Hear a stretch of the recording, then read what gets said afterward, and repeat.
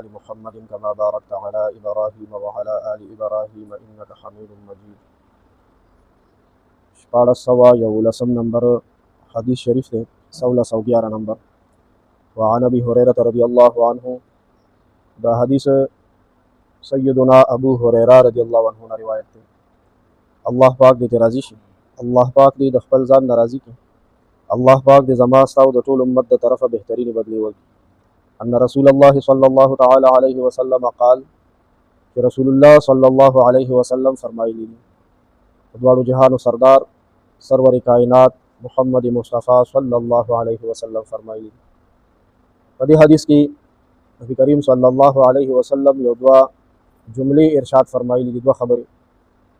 یو خبره دا فرمایلی ده، مطال الغنی ظلم، وی د مالدار سړي ټال مټول کول نن سبا کول دا ظلم دی. ظلم د مالدار سړي مخکې ته داغه د حق په حق لا نن سبا کول، ورګه سبا به درکم، لږ صبر وکړه سبا به درکم، او دې مالدار مال ور سره شته نو د نن سبا کول نه دا داغه حق رسو کول دا ظلم دی. ظلم.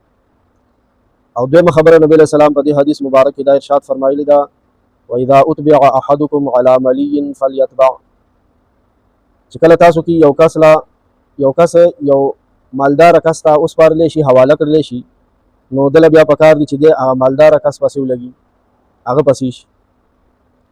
اوس د حدیث تشریح سره د دې دواړو خبرو وضاحت. دا حدیث متفق علیه د امام بخاری رحمه الله په صحیح بخاری شریف کې ذکر کړی دی، او امام مسلم رحمه الله په صحیح مسلم شریف کې. معرضو کو دو جملې دي د حدیث کې، اوس د دواړو بیل وضاحت ووري. حضرات محدثین رحمهم الله د حدیث او عالمان دا خبره کوي چې دا د لومبنه جملې مطلب چې نبی علیہ السلام فرمایل د مالدار سړي ټال مټول کول نن سبا کول دا ظلم دی.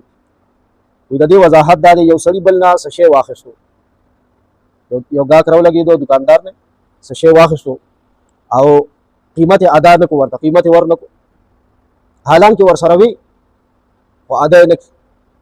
د دې ځینې کس اسې دا پیسې خوښي قرض عادتي د عادتي بس خوند ولا ورکوي، نو پیسې ور سره شته، د پیسو په حقیقت نه دی پوهېږي.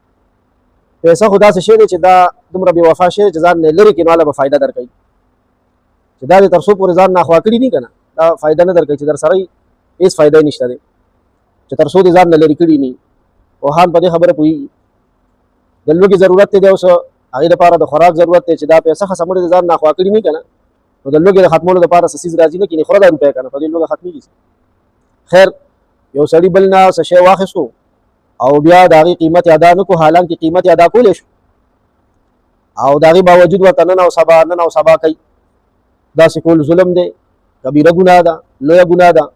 او لا عالمانو دې د پاسه یو بل ټکی هم کړی دی، وایي څوک چې داسې کوي د په اسلامي حکومت کې په اسلامي عدالت کې ګواهي هم نه چلیږي، بیا دا ظالم شو.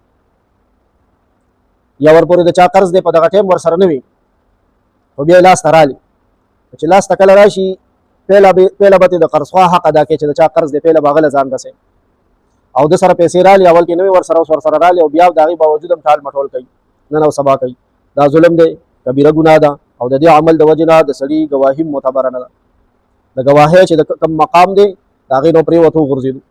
دویمه جمله نبی علیہ السلام په دې حدیث مبارک کې فرمایلي ده، اذا اتبع احدکم، چې کله تاسو کې یو کس مالدار سړي ته حواله کړلی شي نو بیا پکار ده چې هغه مالداره پسې ولګي. د دې جملې څه مطلب دی؟ حضرات محدثین د حدیث عالمان رحمهم الله فرمایي چې د یو سړي په بل باندې قرضه ده، هغه قرضدار داسې لاچار دی چې مودې وشوي هغه قرض نشي ادا کولی، د رشتې ورته نه برابرېږي، نو هغه بیا داسې وکړه چې والله دا مخکې خو مې هسې یوې ځانده کړی دی او ډېر وخت شو د ده دا قرضه خو اول ته یې لاس کې څه شته نه، نو لاړو په علاقه کې چې په چا باندې مخ لیدو په مالدارو کې وسدارو کې یو وسداره کس ته وویل یاره د دې فلاني په ما باندې دومره پیسې دي او دومره موده وشوه، که دا ته په خپله ذمه والې د هغه ضرورت دی ابه پوره شي او تا سره خو الله پاک درکړي دي، زه به تاله بیا موقع په موقع باندې په کشتونو لږې درکم. خیر د مالداره سړي د وسداره سړي ورسره ومنو ده چې دا صحیح ده، دا ژوند خو همدې دې لپاره چې د یو بل په کار به راځو، نو هغه وویل چې صحیح ده بس زه به یې وله ورکړم ښه. نو اوس هغه قرضخواه نه دی، هغه له دې غریب پسې کېدل نه دي په کار چې دا څوک یې وله په حواله کې ورکړو، دا مالداره سړی دله دې راځي چې تا غاړې شوه دې حواله کړې وې، لهذا مال هغه زما حق راکړه. الله پاک دې موږ او تاسو په دین باندې د نبی له صلوات والسلام په خبرو باندې د الله په کلام باندې صحیح پوي یا د دعا د